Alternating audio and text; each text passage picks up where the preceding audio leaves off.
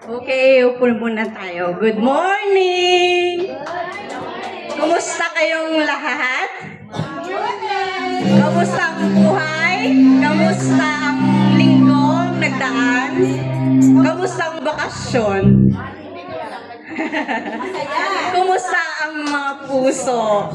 Dapat si Lord lagi yung nasa puso natin. Maraming nangyayari na maganda at hindi maganda sa buhay natin, sa paligid natin na hindi natin kontrolado. Pero malakas ang hila ng mundo sa atin. Pero kapag na kay Lord ka, hawak mo ang beat, panalo ka. On behalf of highly favored, welcome to our Sunday service, and we want to give a warm welcome to our first timer. Ganyan din ang ating second and third timer. At ang umaboy na fourth timer. Church, give them a warm welcome hug.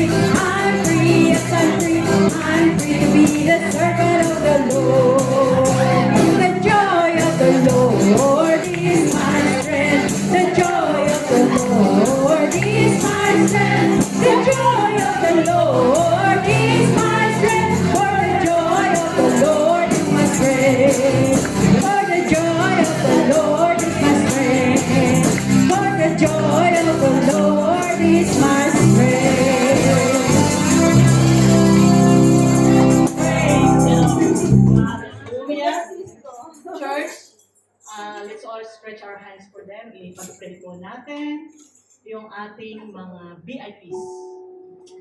Hallelujah. Thank you for coming, Nomi, Sis Josie, si Nanay Christina.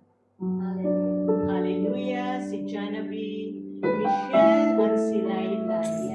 We bless your name, Father God. Salamat po, Lord, sa pagdala mo po sa kanila dito.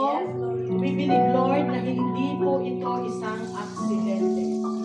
May purpose ka po, Panginoon, why they are here right now. Lord God, we are praying, Lord, for your mighty move upon them right at this moment. Hindi po namin alam, Lord, kung ano yung sitwasyon na meron sila. But Father God, we entrust everything, oh God, into your mighty name. Hallelujah. Lord, we speak blessing sa buhay, Lord, ni Nomi, ni Josie, ni Christina, oh God, ganun din po kay Lailani, kay Janabe, at kay Michelle, Panginoon. I-bless mo po sila sa lahat ng aspeto ng kanilang buhay, oh God. Bless the work of their hands.